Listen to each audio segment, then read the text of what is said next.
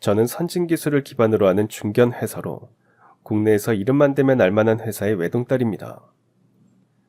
아버지 서철민 회장님은 손바닥만한 공장 하나로 시작해 지금은 직원 2,000명 규모의 탄탄한 기술 기업 CEO가 되신 분으로 무에서 유를 창조한 입지전적인 분이고요. 저 역시 그런 아버지의 딸답게 당당하고 똑똑하게 자랐습니다.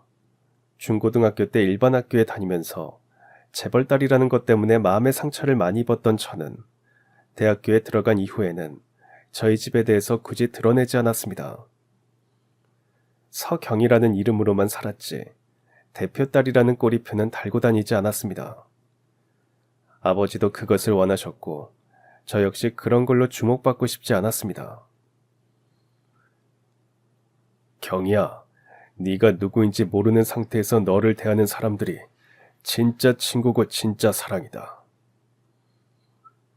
아버지의 그 말씀이 맞았습니다. 정말로 맞았어요. 저는 대학에서 경영학을 전공한 덕분에 아버지 회사를 이해하면서 자연스럽게 아버지의 회사에 입사하게 되었습니다.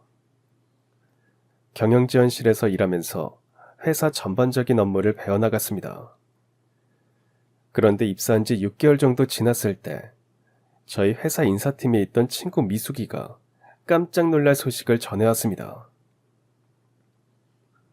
경이야, 신입사원 중에 우리 대학교 동기 민준이가 들어왔어. 혹시 알아?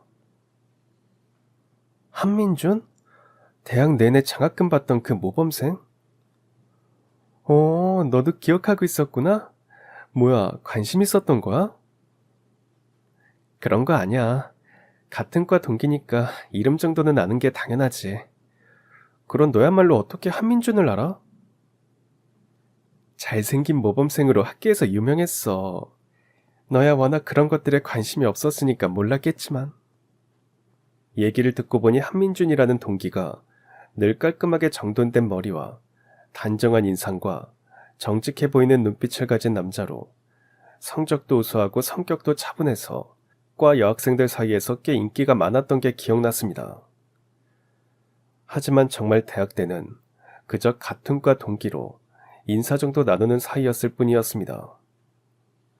민준 씨의 집안 형편이 그리 넉넉하지 않다는 정도는 알고 있었습니다. 매번 장학금을 받으려고 노력하는 게 집안 형편 때문이라는 얘기를 얼핏 들었거든요. 그랬던 한민준이 저희 회사에 입사한 것입니다. 물론 그는 제가 회장 딸이라는 사실을 전혀 모르고 있었습니다. 그런데 이게 무슨 운명의 장난인지 한민준이 제가 근무하는 경영지원실에 배치되었습니다. 한민준은 저를 보고 무척 반가워했습니다. 경이야, 나 한민준이야. 혹시 기억해? 그럼 우리과 최고 인기남을 모를 수가 없지. 인기남은 무슨. 그나저나 이런 우연이 다 있네. 같은 대학 같은 과였는데 이렇게 직장도 같다니. 그렇게 말하며 환하게 웃는 한민준의 미소가 너무 밝고 좋아서 저도 모르게 설렜습니다. 회사에서의 그는 학교 다닐 때와 마찬가지로 여전히 성실하고 열정적이었습니다. 야근을 마다하지 않았고 어려운 업무도 끝까지 해내려고 노력했습니다. 회사에서 진행하는 프로젝트에 함께 투입되면서 저희는 서서히 가까워졌습니다. 업무상 대화로 시작해서 점심시간, 퇴근 후까지 함께하는 시간이 늘어났습니다. 경이야, 어떻게 그렇게 일을 똑부러지게 할 수 있는 거야? 학교 다닐 때도 느꼈지만 너는 진짜 똑똑한 것 같아. 내가 너한테 장학금 빼앗길까봐 더 열심히 공부했던 건 넌 모르지? 내가 할 소리를 네가 하네? 무슨 남자가 그렇게 꼼꼼하고 섬세한 거야? 내가 놓친 부분까지 다 체크해줘서 고마웠던 순간이 한두 번이 아니라고. 공식적으로 일할 때는 존댓말을 했지만 둘만 있을 땐 학창시절로 돌아간 것처럼 말을 놓고 편하게 이야기했습니다. 그렇게 서로를 인정하고 칭찬하며 자연스럽게 호감을 갖게 되었고, 그런 시간이 6개월 정도 지났을 때 한민준이 제게 먼저 고백을 했습니다. 사실 대학 때부터 관심이 있었는데 말 걸 용기가 없었어. 이렇게 회사에서 다시 만난 걸 보고 하늘이 주신 기회라고 생각했지. 프로젝트 내내 너에게 고백할 기회만 보고 있었다면 믿어져? 그 말을 들었을 때 정말 가슴이 두근거렸어요. 대학 때부터 저에게 관심이 있었다니. 저 역시 그에게 마음이 있었기에 자연스럽게 연인이 되었습니다. 그렇게 우리는 사귀게 되었고 연애 초기에는 정말 행복했습니다. 한민주는 데이트할 때도 항상 제 의견을 물어보고 존중해 주었어요. 비싼 곳보다는 소박하지만 의미 있는 장소들을 함께 다녔죠. 1년 정도 사귀다 보니 결혼 이야기가 나왔어요. 그때까지도 민준이는 제가 누구인지 전혀 모르고 있었습니다. 결혼을 결정하면서 이제는 민준이에게 제 정체를 밝혀야 할 시점이 왔어요. 어떤 반응을 보일지 걱정되었지만 숨기고 결혼할 수는 없었으니까요. 어느 주말 저녁 조용한 카페에서 민준이에게 모든 걸 털어놓았어요. 자기야, 나 할 말이 있어. 사실 우리 회사 대표님이 내 친아빠야. 지금까지 숨겨서 미안해. 민준의 얼굴이 순간 굳어졌습니다. 믿을 수 없다는 표정이었죠. 잠시 침묵이 흘렀습니다. 민준 씨는 천천히 고개를 들어 저를 바라보았습니다. 잠깐, 그럼 자기가 서 회장님의 하나뿐이라는... 내가 그 외동딸이야. 미안해, 진작 말했어야 했는데. 한민주는 한참 동안 말이 없었습니다. 저는 그의 마음속을 짐작할 수 있었습니다. 배신감, 당황스러움, 그리고 복잡한 감정들이 얽혀 있을 거라는 것을요. 드디어 그가 입을 열었습니다. 그렇구나. 그럼 우리는 이제 헤어져야 하는 거야? 부모님이 헤어지라고 하셔? 아니, 그게 무슨 소리야. 우리 부모님은 그런 분들 아니야. 이제 결혼할 거니까 자기가 미리 알아야 할 것 같아서. 제 얘기에 민준이는 안도의 한숨을 내쉬었어요. 아, 내가 드라마를 너무 봤나 봐. 보통 부잣집 외동딸이 가난한 집 남자 만나면 부모님이 반대하시길래 자기네 집도 그런 줄 알았어. 우리 집은 그런 분위기 아니야. 늘 내 선택을 믿고 존중해 주셔. 그나저나 많이 놀랐지. 일부러 속인 건 아닌데 기분 나쁜 건 아니지. 처음엔 좀 놀라긴 했어. 1년 동안 만나면서 네가 전혀 내색을 안 해서 재벌집 딸일 거라고는 생각도 못 했거든. 하지만 곰곰이 생각해보니 이해가 돼. 네가 얼마나 힘들었을지 알겠어. 한민준이 잠시 말을 멈췄다가 계속했습니다. 솔직히 말하면 좀 무섭긴 해. 회장님의 딸과 사귄다는 게. 앞으로 어떻게 될지도 모르겠고. 하지만 한 가지 확실한 건 나는 회장님의 딸 서경이를 좋아하게 된 게 아니라는 거야. 경영지원실에서 야근하며 함께 고민하던 그 경이, 실수했을 때 함께 웃어주던 그 경이, 내 어설픈 농담에도 진심으로 웃어주던 그 경이를 좋아한 거라는 거야. 저는 그의 말에 가슴이 벅차올랐습니다. 그리고 지금 와서 생각해보니 더 고마워. 네가 처음부터 신분을 밝혔다면 나는 절대 자연스럽게 다가갈 수 없었을 거야. 항상 눈치 보고 조심스러워했을 테고 진짜 내 모습으로 너를 대할 수 없었을 거란 말이야. 그리고는 한민준이 제 손을 꼭 잡았습니다. 그동안 혼자 얼마나 힘들었을까? 언제 말해야 할지, 어떻게 말해야 할지.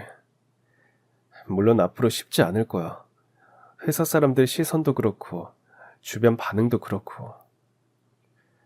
하지만 우리가 지금까지 쌓아온 진심만큼은 변하지 않아. 아니, 변하면 안 되고. 나는 앞으로도 그냥 경이로만 너를 보고 싶어. 물론 회장님께는 예의를 갖춰드려야겠지만 너와 나 사이에서만큼은 아무것도 달라지지 않았으면 좋겠어. 그리고는 그가 저를 꼭 안아줬습니다. 그의 이야기를 들으며 저는 눈물이 날 뻔했습니다. 이런 반응을 기대했던 건 아니었거든요. 저는 정말로 민준 씨를 선택하길 잘했다는 생각이 들었습니다. 그의 진심 어린 말들이 제 마음 깊숙이 와닿았거든요. 정말 고마워. 이런 반응을 보일 거라고는 생각도 못했어. 민준 씨가 배신감을 느끼거나 아니면 부담스러워하면서 거리를 둘 거라고 생각했어. 그런 감정들이 아예 없었다고 하면 거짓말이겠지. 하지만 그보다 더 중요한 건 너에 대한 내 마음이야. 그리고 이렇게 용기 내서 말해준 네가 더 대단해 보여. 그의 따뜻한 미소를 보며 저는 확신했습니다. 이 사람과 함께라면 어떤 어려움도 이겨낼 수 있을 거라고요. 그렇게 결혼을 결정하고 준비하는 과정에서도 민준이는 정말 세심했습니다. 저희 부모님께 인사드릴 때도 예의 바르고 진실한 모습이었습니다. 아버지도 민준이를 매우 마음에 들어 하셨습니다. 성실하고 예의 바른 모습이 보기 좋군요. 앞으로 우리 딸을 잘 부탁합니다. 열심히 살겠습니다. 잘 부탁드립니다. 2019년 봄, 저희는 성대한 결혼식을 올렸습니다. 그렇게 어느 따뜻한 봄날, 결혼식을 올렸습니다. 서울 시내 유명 호텔에서 치른 웨딩은 정말 완벽했습니다. 그는 긴장한 기색이 역력했지만 그래도 행복했습니다. 신혼생활은 정말 행복했습니다. 한민주는 정말 좋은 남편이었고 결혼 후에도 변함없이 저를 사랑해 주었습니다. 부모님께도 항상 깍듯하게 대했고 저에게는 세상에서 가장 따뜻한 사람이었습니다. 기념일마다 깜짝 선물을 준비해 주었고 힘든 일이 있을 때마다 옆에서 위로해 주었습니다. 제가 회사 일로 스트레스를 받을 때면 늘 든든한 버팀목이 되어 주었습니다. 경희야, 사랑해. 너와 결혼한 게 내 인생 최고의 선택이야. 밤마다 저를 안아주며 속삭이는 그의 목소리가 얼마나 달콤했던지요. 저는 정말 세상에서 가장 행복한 여자라고 생각했습니다. 남편은 회사에서도 인정받는 유능한 직원이었습니다. 아버지의 특별한 배려가 있었다고는 하지만 그 자리에 어울리는 실력도 충분히 갖추고 있었습니다. 그러다 보니 아버지도 한민준을 아들처럼 아껴주셨습니다. 결혼 후 6개월 만에 한민준을 대리로 승진시켜 주셨고 1년 후에는 과장을 달았습니다. 경희야, 한서방 정말 괜찮은 사람이야. 성실하고 능력도 있고 네가 좋은 사람을 만난 것 같아 다행이구나. 아버지의 그 말씀에 저는 얼마나 뿌듯했는지 모릅니다. 그리고 결혼한 지 1년이 넘어갈 때쯤 아이가 생겼습니다. 임신 소식을 들었을 때 남편이 얼마나 기뻐했는지 모릅니다. 정말? 정말이야? 우리가 진짜 부모가 되는 거야? 정말이야. 아직 초기라서 조심해야 하지만. 고마워. 정말 고마워. 잘 키우자, 우리. 하지만 임신 4개월 때 유산을 했습니다. 그때 출장으로 제 옆에 없었던 남편은 뒤늦게 병원에 있는 저를 찾아와 저보다 더 많이 울었습니다. 내가 네 옆에 있었어야 하는데 미안해. 아니야, 내 탓이야. 내가 일을 그만두고 쉬었더라면. 그게 무슨 말이야. 절대 당신 잘못이 아니야. 이런 일은 누구한테나 생길 수 있는 거래. 그 후로도 남편은 더욱 저를 아껴주었습니다. 회사에서도 업무 성과가 좋아서 승진도 했고 아버지도 민준이를 점점 신뢰하게 되셨습니다. 그때만 해도 저희 가정은 정말 행복했습니다. 남편과 저, 그리고 양가 부모님까지 누구 하나 문제없이 모두가 화목했습니다. 그랬다고 믿었습니다. 그리고 저희 결혼 3주년 기념일이었습니다. 아침에 민준이가 말했습니다. 여보, 오늘 결혼기념일인 거 알고 있지? 저녁에 맛있는 거 먹으러 가자. 내가 깜짝 선물도 준비했어. 민준이의 그 미소가 마지막이 될 줄은 꿈에도 몰랐습니다. 오후 6시쯤 민준이가 회사에서 연락을 했습니다. 여보, 급한 일이 생겨서 조금 늦을 것 같아. 아마 7시 반쯤에 집에 갈 수 있을 것 같아. 그런데 7시 반이 되어도 민준 씨는 오지 않았습니다. 8시, 8시 반, 계속해서 연락도 되지 않았습니다. 이상하다 싶어서 회사에 전화를 해봤지만 이미 퇴근한 후였습니다. 밤 9시쯤 경찰서에서 전화가 왔습니다. 한민준 씨가 교통사고가 났습니다. 지금 병원으로 가고 있으니 빨리 오셔야 할 것 같습니다. 머리가 하얘졌습니다. 급하게 병원으로 달려갔지만 민준 씨는 이미 의식을 잃은 상태였습니다. 중환자실에서 하루를 버티다가 결국 다음날 새벽에 세상을 떠났습니다. 병원 복도에서 저는 그대로 주저앉아 울었습니다. 믿을 수가 없었습니다.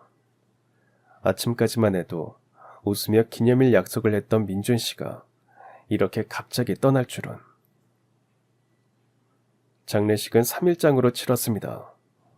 회사 직원들, 친구들, 친지들이 모두 와서 조문했습니다. 친구 미숙이도 왔습니다. 미숙이는 저와 고등학교 때부터 친했던 절친이었습니다. 결혼 후에도 자주 만나서 이야기를 나누던 사이였습니다. 미숙이는 저를 보자마자 저를 끌어안고 더 서럽게 울었습니다. 경이야, 어떻게 이런 일이, 민준이가 이렇게 가다니. 아직도 실감이 안 나. 꿈만 같아. 나 어떻게 살아야 하니 미숙아. 울지 마. 산 사람은 살아야지. 어떻게든 살아보자. 민준이도 그걸 바랄 거야. 저는 미숙이를 부둥켜 안고 울었고 미숙이는 그런 저를 안아주고 다독여줬습니다. 그때는 미숙이의 위로가 정말 고마웠습니다. 그렇게 49제를 마칠 때까지 저는 정신을 제대로 차리지 못했습니다. 아버지께서 회사 일은 신경 쓰지 말고 충분히 슬퍼하라고 하셨지만 혼자 집에 있으면 남편 생각만 나서 견딜 수가 없었습니다. 회사에 복귀한 후에도 일에 집중하기가 어려웠습니다.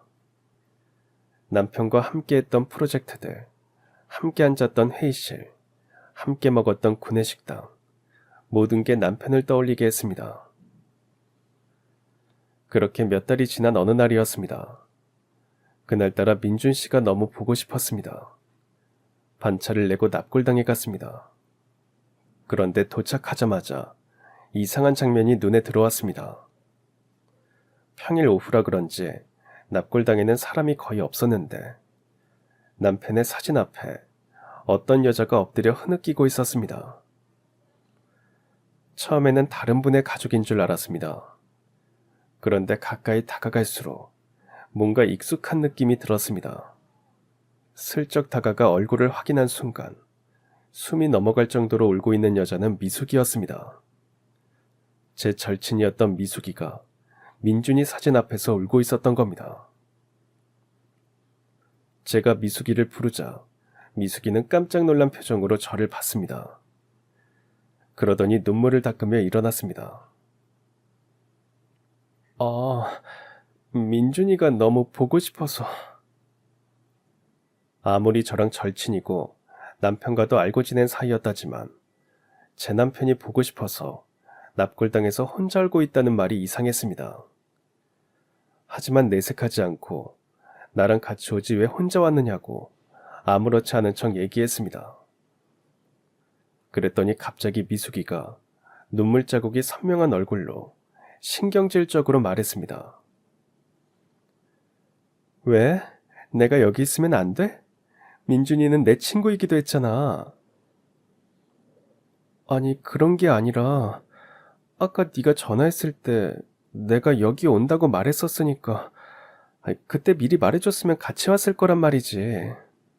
사실 남편이 죽고 난 후 미숙이가 한 번씩 전화해서 남편 얘기를 한참을 하고 납골당에는 언제 가냐고 물어보곤 했었는데 오늘 아침에도 그랬고 미숙이랑 남편 얘기를 하다가 생각이 나서 납골당에 오게 된 거였거든요.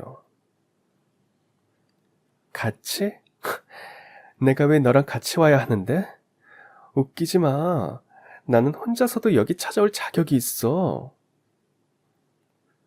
그런데 미숙이가 평소와 달리 공격적으로 말해서 당황스러웠습니다. 그래, 너도 친구니까 당연히 우리 남편 보러 올 자격이 있지. 근데 누가 보면 이상하게 생각하지 않겠어? 네가 민준 씨 부인도 아니고. 부인도 아니고? 너 진짜 아무것도 모르는구나? 내가 아무것도 모른다니? 내가 뭘 모르는데? 미숙이의 말투가 이상했습니다. 평소와는 완전히 다른 모습이었습니다. 네 말대로 내가 민준이의 법적 부인은 아니야. 하지만 그 사람이 사랑한 건 네가 아니라 바로 나야. 너는 그저 민준이가 나와 행복하게 살기 위해 세운 계획 중에 하나였을 뿐이야. 그게 무슨 소리야? 계획이라니? 저는 정말 미숙이가 무슨 말을 하는지 하나도 알아들을 수가 없었습니다. 너는 대학 다닐 때도 그렇게 순진한 척 하더니 아직도 정말 바보 같구나? 민준이가 진짜 널 사랑해서 너랑 결혼했다고 생각해? 그 순간 등골이 오싹해졌습니다. 미숙이의 표정에서 뭔가 불길한 기운이 느껴졌습니다.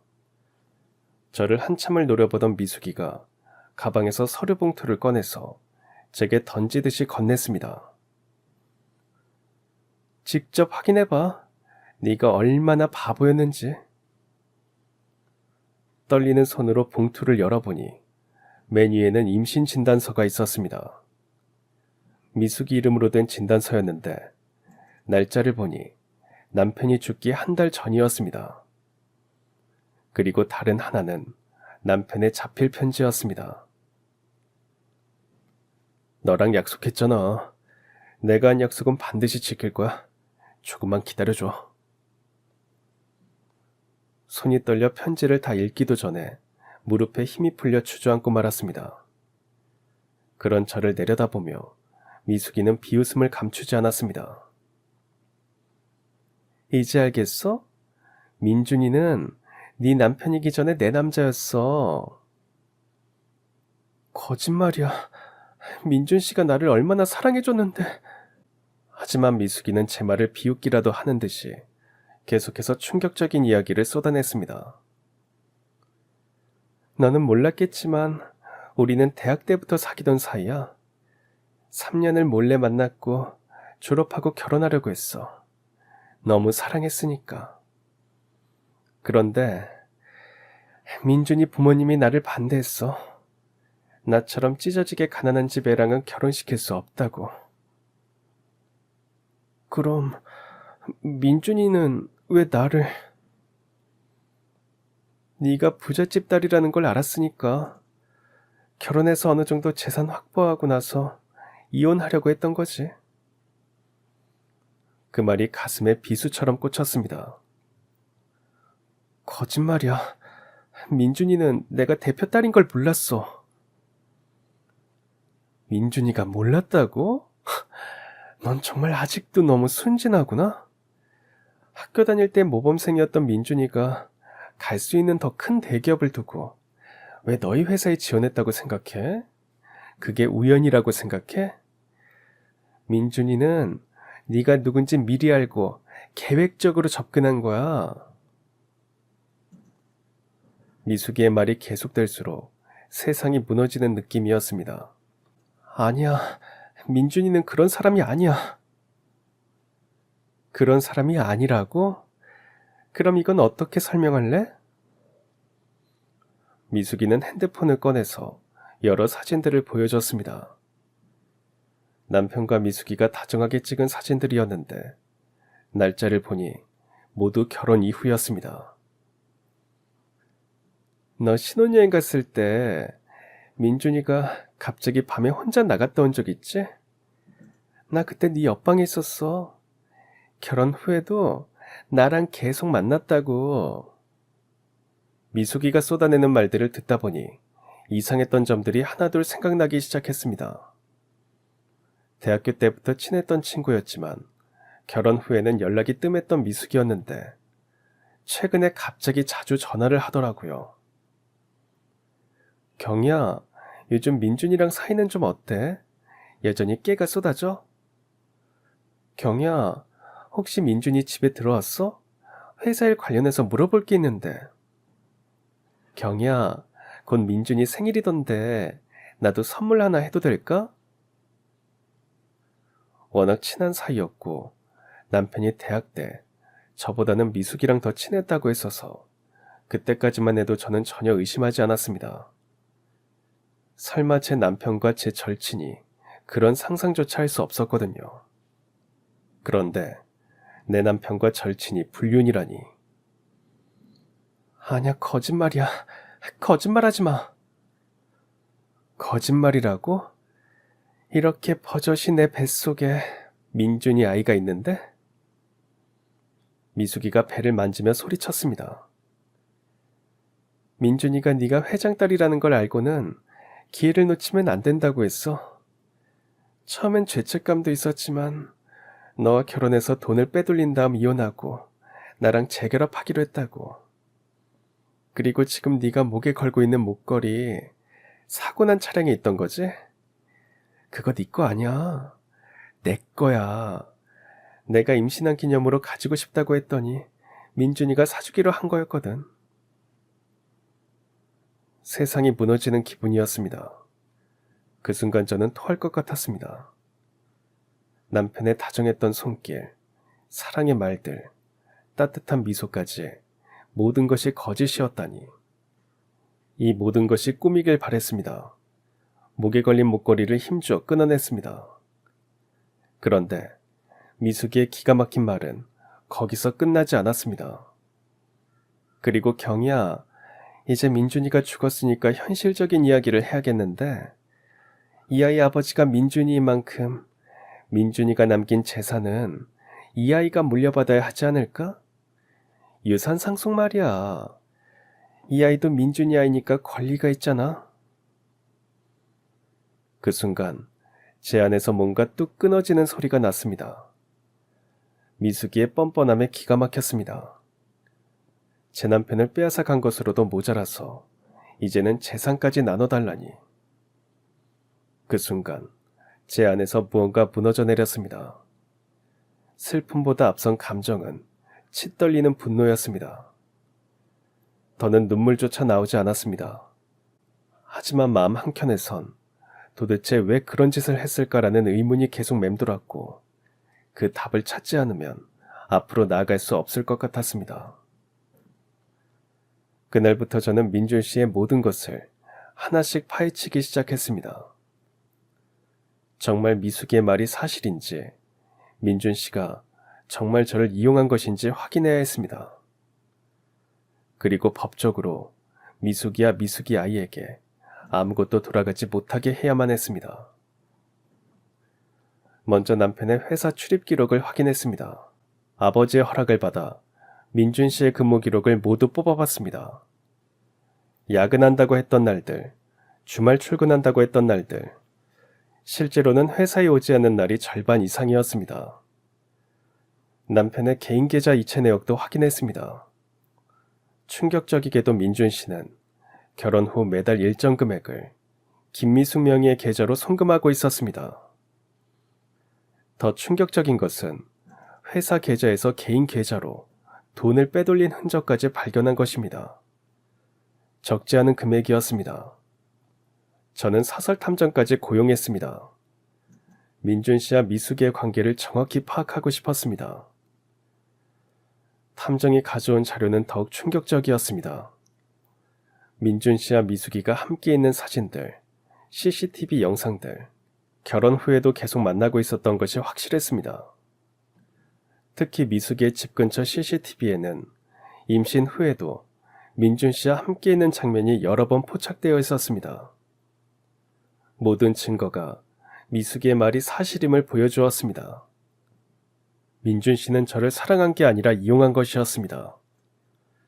회장 딸이라는 저의 배경을 이용해서 출세하고 동시에 회사 돈까지 빼돌려서 미숙이에게 보내고 있었던 것입니다. 며칠 후 미숙이가 연락을 해왔습니다.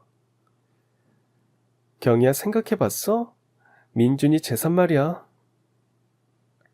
일단 만나자. 만나서 얘기해. 카페에서 만난 미숙이는 더욱 뻔뻔했습니다. 경희야, 내가 말한 거 다 확인해봤지? 이제 믿겠어? 그래, 다 확인했어. 민준이가 정말 너와 사귀고 있었고 회사 돈도 빼돌렸더라. 그럼 이제 현실적으로 생각해봐. 이 아이 아버지가 민준이니까. 너 정말 뻔뻔하다. 내 남편 빼앗아 놓고 이제 재산까지 달라고? 빼앗은 게 아니야. 원래 민준이는 내 거였는데 네가 뺏은 거지. 알량한 대표딸이라는 타이틀 하나로 너는 그냥 잠깐 지나쳐가는 정류장 같은 거였어. 그 말에 저는 피식 웃었습니다. 그래, 마음이 어디 있든 상관없어. 어차피 죽은 사람이니까. 이제 와서 무슨 소용이야. 하지만 산 사람끼리 남은 문제는 풀어야지. 무슨 뜻이야? 미수가, 너 지금 임신한 아이가 정말 민준이 아이야? 미숙이 얼굴이 순간 굳어졌습니다. 당연하지. 그럼 누구 아이겠어? 너 지금 뭘 의심하는 거야? 저는 납골당해서 미숙이가 제게 그랬던 걸 똑같이 돌려주었습니다. 가방에서 서류 한 장을 꺼내 미숙 앞에 탁 하고 던졌습니다. 이거 보고도 그 말 다시 할래? 진짜 민준이 아이라고? 이게 뭐야? DNA 검사 결과. 민준이 머리카락과 네 뱃속 아이의 유전자 비교 결과야. 일치율 0%. 네 뱃속의 아이와 민준 씨는 아무 관계없는 남이던데? 그 순간 미숙의 얼굴이 순식간에 하얗게 질려버렸습니다. 입술은 떨리고 손은 서류를 잡지도 못한 채 허공에서 멈췄습니다. 그럴 리가 없어. 그럴 리가 없긴 뭐가 없어. 네 뱃속 아이는 민준이 아이가 아니야. 그래도 계속 믿을 수 없다면 함께 병원에 가서 공식적으로 재검사 받을까? 말도 안 돼. 그런 검사를 어떻게 했어? 방법은 많아. 네가 상상도 못할 만큼. 네 말 맞다나 난 가진 게 돈뿐이잖아. 그런데 중요한 건 방법이 아니라 결과지. 네가 아무리 발악해도 진실은 바뀌지 않아. 넌 민준이 아이를 임신한 게 아니라 거짓말을 임신한 거야. 거짓말이야. 민준이 아이가 맞아. 민준이 아이여만 해. 그녀는 말끝을 흐리며 휘청였고 눈은 동요로 가득 차 있었습니다. 하지만 저는 흔들리지 않았습니다. 이제는 제가 당하는 쪽이 아니라 진실을 들이대는 쪽이었으니까요. 그래, 너도 몰랐겠지. 내가 이렇게까지 할 줄은. 늘 네 말에 끌려다니고 무던하게 웃던 내가 결국 너한테 칼을 겨눌 줄은. 그날 미숙이와 헤어져 집으로 돌아온 저는 한동안 절망에 빠져 허우적댔습니다. 하지만 원망해야 할 남편은 죽었고 살아남은 건 미숙이뿐이었습니다. 저는 미숙이를 무너뜨리기 위해 제가 가진 모든 것을 쏟아부었습니다. 회사 고문 변호사들에게까지 도움을 받으며 미숙에 대해 철저히 조사했습니다. 통화 기록, 만난 사람들, 병원 기록까지. 그리고 그 결과 남편과 미숙의 불륜만큼 충격적인 사실을 알게 되었습니다. 미숙에게는 민준 말고도 또 다른 남자가 있었고 그 남자는 다름 아닌 유부남이었습니다. 그리고 그녀는 그 남자와의 아이를 민준의 아이인 양 조작해서 이용한 것이었습니다. 알고 보니 남편은 저와 결혼한 뒤 미숙에 대한 마음이 식었고 미숙에게 이별을 통보한 후였습니다. 대학 때부터 남편만 바라보고 살며 그림자처럼 세컨드의 삶도 마다하지 않고 살았던 미숙은 남편의 이별 통보에 배신감을 느꼈고 복수를 하기로 했던 거죠. 그리고 그 과정에서 남편 말고도 다른 남자가 있었던 미숙은 임신 사실을 알자마자 그걸 빌미로 남편을 협박했다는 것도요. 남편을 사랑했다면서 다른 남자와도 관계를 맺은 미숙을 제 상식으로는 도저히 이해할 수가 없었지만 불륜을 아무렇지 않게 저지르는 사람들을 저 같은 사람이 이해할 수 있을 리가 없죠.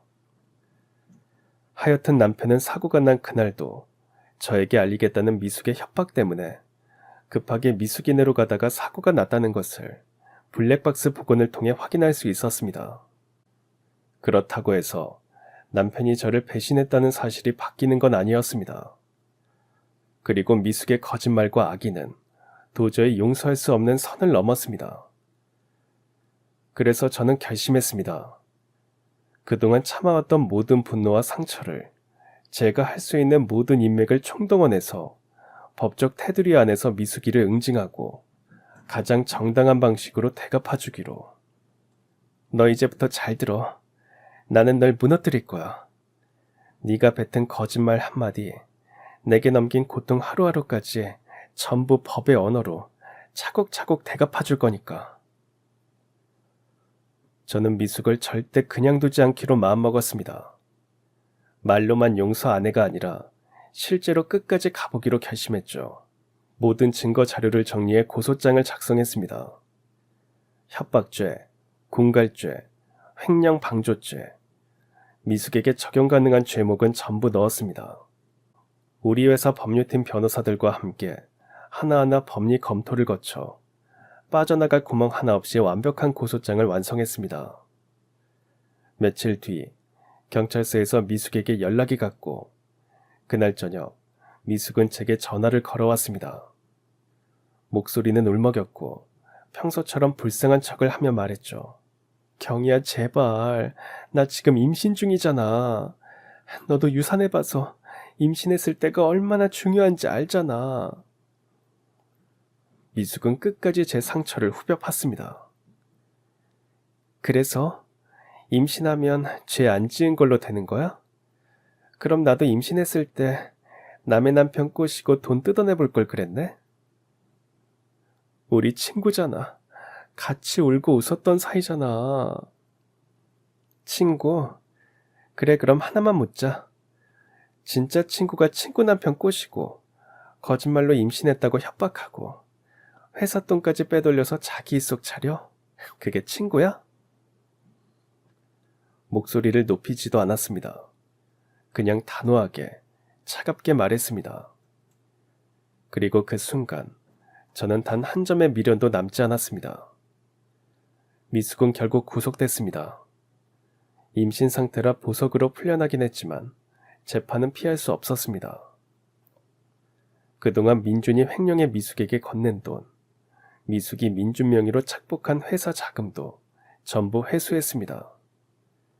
민준 명의로 남아있던 재산도 모두 제가 상속받았고 미숙에게는 단 1원도 가지 않았습니다.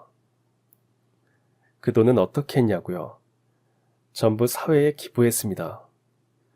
기부 영수증엔 민준 이름을 적어냈습니다. 죽어서라도 좋은 일에 이름을 남기라고. 살아서 나한텐 아무것도 안 했으니 죽고 나서라도 그 이름을 똑바로 써먹으라고. 그리고 미숙이의 재판 결과가 나왔습니다. 미숙, 협박죄로 징역 1년 6개월 실형. 집행유예가 붙긴 했지만 어쨌든 전과자가 됐습니다. 그걸로 충분했습니다. 아니, 어쩌면 너무 관대한 판결일지도 몰랐죠. 하지만 저는 졌다는 생각이 전혀 들지 않았습니다. 이미 세상에 다 알려졌으니까요. 그녀가 어떤 인간인지, 어떻게 살았는지, 그리고 결국 어떤 대가를 치르게 됐는지. 미숙은 회사에서 해고됐고 전과자라는 꼬리표 때문에 취업도 막혔습니다. 소문은 퍼졌고 사람들은 그녀를 피했습니다. 게다가 더 웃긴 건 임신한 아이의 진짜 아버지였던 유부남이 사건이 커지자 연락을 끊고 증발했다는 겁니다. 결국 미숙은 혼자 남았습니다. 지금껏 남의 걸 탐하고 속이고 빼앗던 여자가 이제는 아무도 곁에 남지 않은 외로운 쓰레기 인생이 되어 있었습니다. 그러던 어느 날 미숙이 또다시 전화를 걸어왔습니다. 그 목소리는 예전과는 또 달랐습니다. 울음 반 후회 반 애원 반으로 떨고 있었죠. 경희야, 내가 잘못했어. 제발 한 번만 도와줘. 나 이제 어떻게 살아. 아무것도 없고 아무도 없어. 잠시 숨을 고르고 저는 단호하게 대답했습니다.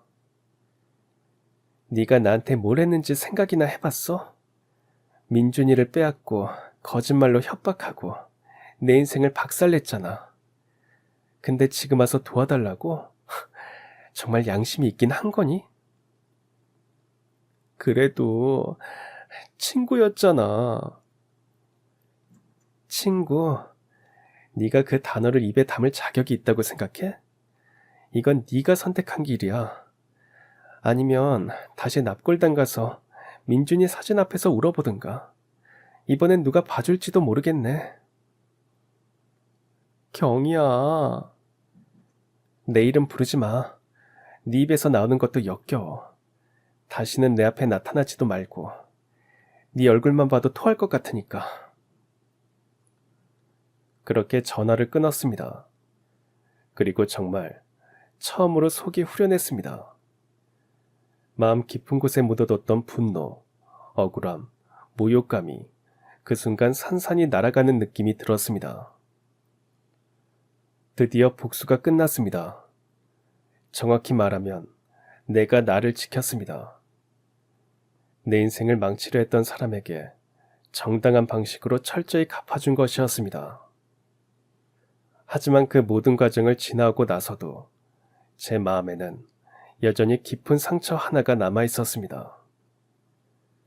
미숙에 대한 분노도 있었지만 무엇보다도 제 자신에 대한 실망감이 가장 컸습니다. 도대체 왜 그랬을까? 왜 그걸 몰랐을까? 왜 아무것도 눈치채지 못했을까? 한동안 저는 스스로를 자책했습니다. 어쩌면 저는 그때까지도 완전히 회복되지 않았는지도 모릅니다. 하지만 한 가지는 분명했습니다. 이제 두 번 다시는 누가 내 삶을 망치게 두지 않겠다는 것. 나는 더 이상 당하고만 있는 사람이 아니라는 것. 그리고 앞으로는 내 인생을 내 손으로 지켜낼 거라는 걸. 그리고 그 모든 일들의 상처가 서서히 아물어갈 즈음 저는 뜻밖의 사람에게서 따뜻한 위로를 받았습니다. 바로 남편과 미숙에 관련된 법적 문제를 함께 해결해준 우리 회사 법무팀의 김정우 변호사였습니다. 정우 씨는 조용하고 신중한 사람이었습니다. 화려하진 않았지만 묵직한 신뢰를 주는 사람이었고 무엇보다 제 상황을 누구보다도 잘 이해해 주었습니다. 처음엔 그저 업무적으로 마주치는 관계였지만 시간이 지나면서 자연스럽게 개인적인 대화가 오가기 시작했습니다. 경희 씨 정말 많이 힘드셨을 텐데 그 긴 시간을 잘 견디셨어요. 견뎠다기보다 그냥 살아남은 거예요. 제가 잘못한 것도 없는데 죽지 않으려고 버텼어요. 이제는 좋은 일만 생길 거예요. 반드시요. 그 말이 따뜻하게 가슴 깊이 스며들었습니다. 하지만 마음의 문을 쉽게 열 수는 없었습니다. 정우 씨, 저는 이제 아무도 믿을 수 없어요. 아니, 믿고 싶지도 않아요. 그럴 수밖에 없죠. 그런 일을 겪으셨으니까요. 사람이 어떻게 그런 연기를 할 수 있는지 3년 동안 완벽하게 저를 속였잖아요. 정우 씨는 잠시 침묵을 지킨 뒤 조심스럽게 말했습니다. 경희 씨, 누군가에게 받은 상처 때문에 스스로를 더 아프게 만들 필요는 없어요. 그 말이 깊은 울림처럼 남았습니다. 정우 씨는 조급해하지 않았습니다. 제게 어떤 감정도 강요하지 않았고 그저 제 곁에서 조용히 기다려 주었습니다. 힘들 때마다 말없이 곁을 지켜줬고 제가 흔들릴 때도 끝까지 함께해 주었습니다. 어느 날은 말없이 제가 좋아하는 커피를 책상 위에 놓아두었고, 어느 날은 퇴근길에 함께 걷자며 조용히 산책을 청했습니다. 자연스럽게 이런저런 이야기를 나누며 저는 조금씩 마음의 벽을 내려놓기 시작했습니다. 이제 정말 아무도 믿을 수 없다고 생각했어요. 제가 처음으로 솔직한 마음을 털어놓았을 때 정우 씨는 조용히 고개를 끄덕이며 말했습니다. 그럼요. 사람에게서 그렇게 큰 상처를 받았는데 당연하죠. 하지만 모든 사람들이 다 그렇게 이기적이고 계산적이지 않아요. 어떻게 그렇게 믿을 수 있어요? 확신할 수는 없죠. 하지만 시간이 알려줄 거예요. 그는 늘 조심스러웠습니다. 제가 흔들릴 때도 다그치지 않았고 감정을 강요하지도 않았습니다. 빨리 잊어야 해요라는 식의 가벼운 위로 대신 조용히 곁을 지켜주며 제가 스스로 회복할 수 있도록 기다려주었습니다. 천천히, 아주 천천히 저는 정우 씨의 진심을 느끼기 시작했습니다. 말보다는 행동으로, 눈빛보다는 태도로 보여주는 그의 배려는 제 마음을 조금씩 따뜻하게 만들어 주었습니다. 무엇보다 좋았던 건 처음부터 그가 제가 회장 딸이라는 사실을 알고 있었다는 점이었습니다. 굳이 숨기거나 꾸미지 않아도 된다는 안도감.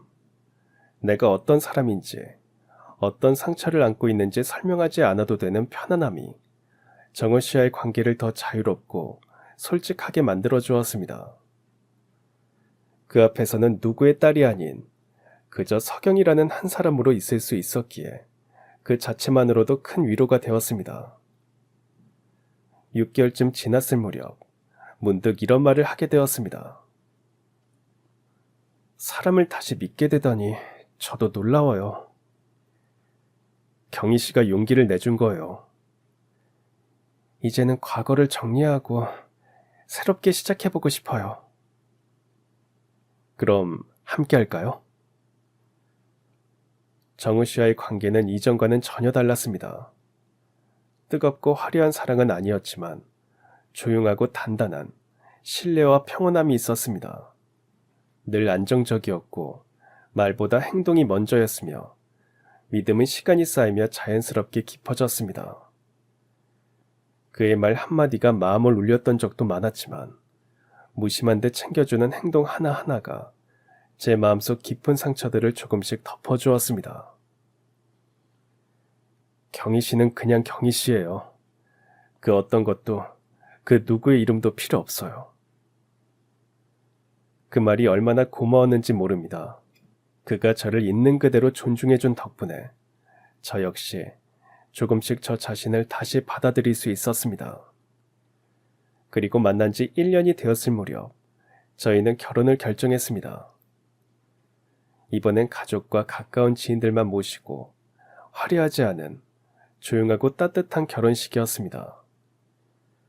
가족과 가까운 지인들만 초대한 소박한 자리에서 저는 진짜로 시작이라는 단어를 실감할 수 있었습니다. 아버지도 정우 씨를 많이 좋아하셨습니다. 물론 처음엔 제가 또다시 상처받는 일이 생길까봐 누구보다 걱정이 많으셨습니다. 경희야, 또다시 상처받지 않을 자신이 있니? 네, 아버지. 정우 씨는 민준 씨와는 달라요. 제가 민준 씨의 그림자에서 벗어날 수 있게 도와준 사람이에요. 그리고 설사 상처받는다 하더라도 이번엔 지난번처럼 무너지지 않을게요. 그래, 네가 그렇다면 그렇겠지. 네가 행복한 길만 가도록 하려무나. 고마워요, 아버지. 이번엔 정말 잘 살아볼게요. 정우 씨와 결혼 생활은 민준과의 결혼 생활과는 모든 게 달랐습니다. 정우 씨는 겉으로 화려한 사람이 아니었지만 그 대신 깊고 단단한 신뢰를 주는 사람이었습니다. 처음부터 제가 어떤 사람인지, 어떤 자리에 있는지 알고 있었음에도 그 사실을 이용하거나 거리감을 두지 않았고 오히려 그 배경 때문에 제가 받을 상처를 먼저 걱정해주는 사람이었습니다. 그런 정우 씨와 함께한 결혼 생활은 평온했습니다. 크게 요란하지도 특별한 이벤트가 매일 있는 것도 아니었지만 그 조용한 일상 속에서 저는 매일 위로받고 치유받고 다시 살아갈 힘을 얻을 수 있었습니다. 무엇보다 정우 씨는 저를 속이지 않았습니다. 작은 일 하나까지도 솔직하게 이야기해 주었고 일상 속 사소한 일조차 숨김없이 나눴습니다. 여보, 오늘 회사에서 이런 일이 있었어. 내일 대학 동창들이랑 만나기로 했는데 괜찮지? 그는 늘 투명하게 저와 소통했습니다. 휴대폰은 언제든 열어볼 수 있게 했고 통장 관리도 함께 했습니다. 서로에게 숨길 것이 없다는 신뢰는 말보다 행동으로 느껴졌습니다. 물론 저도 정우 씨에게 솔직했습니다. 민준에게 받은 배신의 상처, 미숙에 대한 분노, 그리고 이유 없이 밀려오는 불안과 의심까지도 감추지 않았습니다. 여보, 가끔 무서워요. 또 속을까봐 괜히 불안해져요.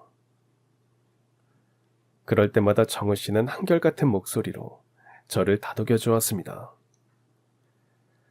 괜찮아요. 저는 절대 그럴 일 없을 거예요. 그리고 혹시라도 마음에 걸리는 일이 생기면 언제든 확인하세요. 그게 더 편하다면 그렇게 해도 괜찮아요.